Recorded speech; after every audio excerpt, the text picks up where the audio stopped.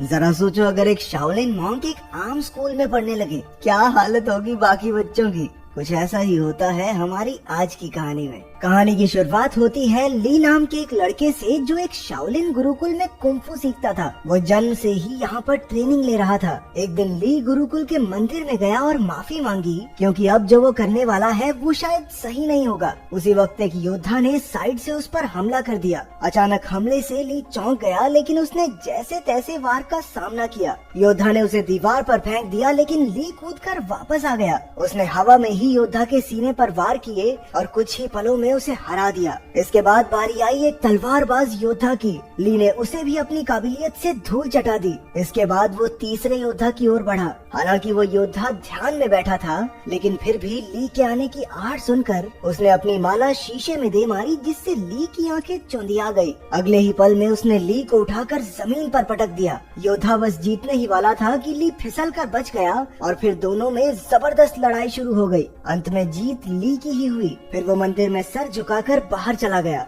गुरुकुल के टीचर ने उसे बताया कि परीक्षा में उसने सबसे ज्यादा हुनर दिखाया है, इसलिए उसे शहर के नए स्कूल में जाने का मौका मिलेगा। शहर में वो 3 लोगों के परिवार के साथ रहेगा, जिसमें 2 बच्चे और एक उनका पिता है। वो आदमी दरअसल एक साइंटिस्ट है जो गुरुकुल के टीचर को जानता था। इसके बाद ली नए शहर की ओर रवाना हो गया। नए स्कूल में एक 15 साल का लड़का फैंग था, जो टाइकोंडो का खिलाड़ी था। उसकी छोटी बहन शैन शैन अपने भाई से बेहद प्यार करती थी। स्कूल के टाइकोंडो क्लब को लैन संभालती थी। वो फैंग के मुकाबले देखकर उसे उसकी कमियां बताती थी, ताकि वो और बेहतर हो सके। लैन का भाई तो एक नंबर का पेटू था। उसे हर वक्त खाने के सिवा कुछ नहीं सूझता था। वो चारों अच्छे दोस्त थे और आसपास ही रहते थे। दरअसल ली लैन के घर ही रहने आने वाला था। उनके पिता डॉक्टर हैन कड़ी मेहनत से काम में जुटे थे। उसकी पत्नी कई साल पहले गुजर गई थी, तो अब वो काम में मस्त रहता था। वो एक खास डिवाइस तैयार कर रहा था, जिस पर शहर के गुंडों की नजर थी। डॉक्टर हैन ने बच्चों को कॉल किया, पर लैन खुश नहीं थी,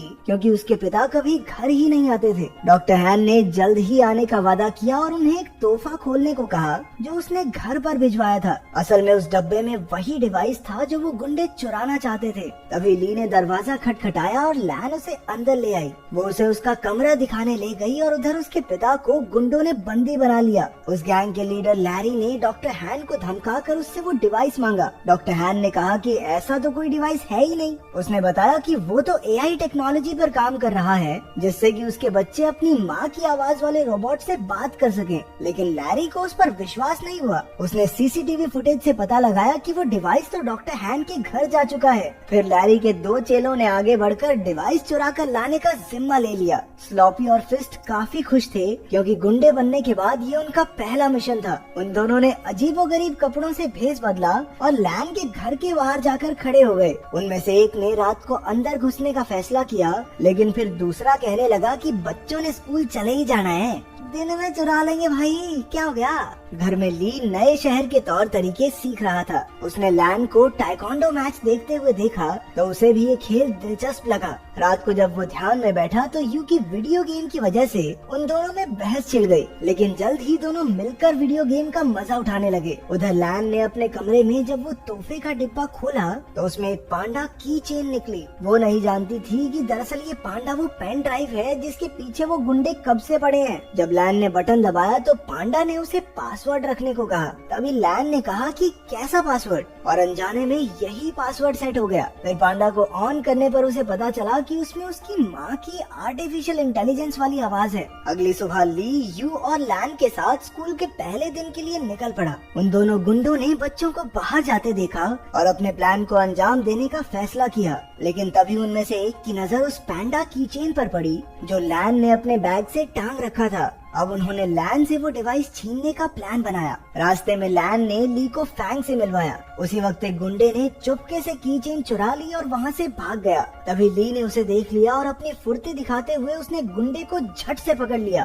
तभी फैंग भी उसका साथ देने आ गया और दोनों ने मिलकर उस गुंडे की खूब धुलाई की। लेकिन वो गुंडा अब भी नहीं माना और एक बार फिर से पैंडा चुरा कर भाग निकला। अब की बार उन सभी दोस्तों ने मिलकर उसे कचरे के डब्बे में फिट करके सड़क से लुढ़का दिया। फिर स्कूल में ली की क्लास के बच्चे एक शाओलिन योद्धा को देखकर हैरान रह गए। वो उससे पूछने लगे कि क्या कभी वो शादी कर सकता है। वो उससे उल्टे पुल्टे सवाल पूछने लगे। तुम कभी शादी कर सकते हो क्या? भाई कुंफू करके दिखा दे भाई। हाँ, एक बार दिखा दो। हाँ, एक बार भाई, एक बार कुंफू करके दिखा दे भाई, मजा आ जाएगा। आखिरकार टीचर ने उन्हें शांत करके कहा कि ये सब खेलने के पीरियड में करना। खेलने के पीरियड में उनके कोच ने बताया कि अगले महीने उनकी चुस्ती फुर्ती की जांच होगी और जो कोई इसमें पास नहीं होगा वो अगली क्लास में नहीं जा सकता। ये सुनते ही यू की हालत पतली हो गई क्योंकि वो बहुत मोटा था। भगवान जानता है भाई साहब कितनी मुश्किल से चलते थे। फिर कोच ने सबसे 100 मीटर की दौड़ लगवाई। ली ने तो समय से पहले ही 2 चक्कर पूरे कर लिए, जबकि बाकी बच्चे अभी पहले चक्कर में ही थे।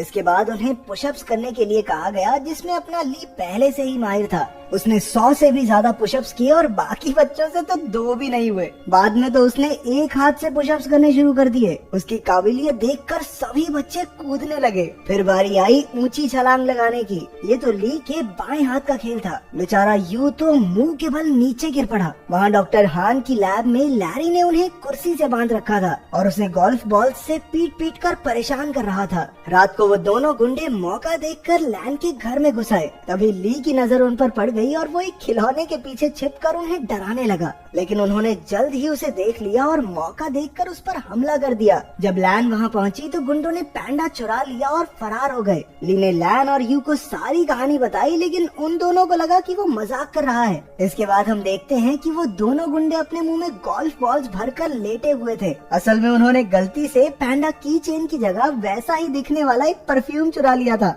लैरी को एक खास डिवाइस 3 दिन के अंदर किसी कंपनी को बेचना है और इसीलिए अब उसे बेचैनी होने लगी। उसने बड़े गुस्से में उन दोनों गुंडों की गोल्फ बॉल से निशाना लगाया और उन्हें धमकाकर जल्द से जल्द वो खास डिवाइस लाने का ऑर्डर दे दिया। अगले दिन स्कूल में सारे बच्चे फैंग का टाइकोंडो मुकाबला देख रहे थे। वहीं यू और शैन शैन पीछे बैठी 2 बदसूरत लड़कियों के बारे में बातें करने लगी। ये लड़कियां कोई और नहीं बल्कि वो दोनों गुंडे ही थे जो भेस बदल कर वहाँ आए थे। उन्हें लैन के बैग पर वो पैंडा दिखाई दिया और दोनों उसे चुराने के लिए सही मौके का इंतजार करने लगे। उसी वक्त ली ने फैंग को एक मुकाबले की चुनौती दी। इस मजेदार मुकाबले को देखने के लिए सभी बच्चे भागकर आगे चले गए। अब सही मौका देखकर गुंडों ने बैग से पैंडा चुराने की कोशिश की, लेकिन इस चक्कर में उनके नकली बाल वहीं फंस गए। उधर मुकाबले में फैंग और ली में जबरदस्त टक्कर हो रही थी। दोनों ही एक दूसरे पर भारी पड़ रहे थे। आखिरकार दोनों ने एक दूसरे को ना मारने का फैसला किया और मुकाबला खत्म हुआ।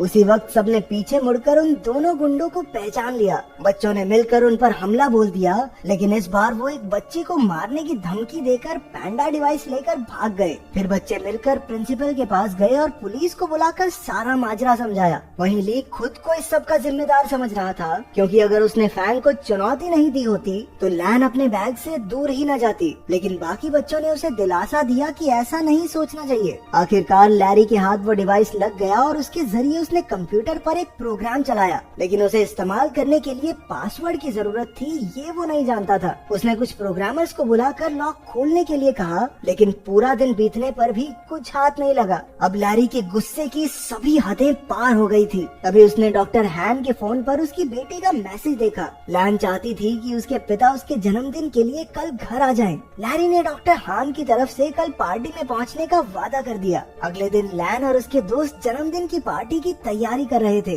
बाकी सब लैन को घर में अकेला छोड़कर उसके लिए तोहफे लेने गए। तभी लैन को उसके पिता का मैसेज मिला कि वो घर के बाहर आ गया है, लेकिन जैसे ही वो बाहर निकली उसे किसी ने अगवा कर लिया और गाड़ी में डालकर ले गया। उसी वक्त ली और उसके दोस्तों ने लैन को वैन में देखा और अपनी साइकिल्स लेकर उसका पीछा करने लगे। अंत में सब डॉक्टर हान की लैब में पहुँचे और लैन को ढूंढने लगे। वहीं लैरी और उसके बिजनेस पार्टनर में बहस छिड़ी हुई थी, क्योंकि लैरी उस खास डिवाइस को कल बेचने वाला था, लेकिन अब तक उसे उसका पासवर्ड तो पता नहीं। अब लैरी गुस्से में लैन के गले पर चाकू रखकर उससे पासवर्ड पूछने लगा। लैन ने जवाब दिया, कैसा पासवर्ड? और उसी वक्त वो प्रोग्राम चालू हो गया। बाहर शुरुआत वाले दोनों गुंडे अड्डे की रखवाली कर रहे थे। ली और फैंग ने उन पर हमला करके उन्हें कुछ ही पलों में चित कर दिया, लेकिन इसके बाद उनका सामना हुआ लैरी के आदमी ब्रैडली से। वो भी एक खतरनाक फाइटर था, इसलिए ली और फैंग मिलकर भी उसे हरा नहीं पा रहे थे। अंदर लैब में लैरी की डील पक्की होने ही वाली थी कि उसी वक्त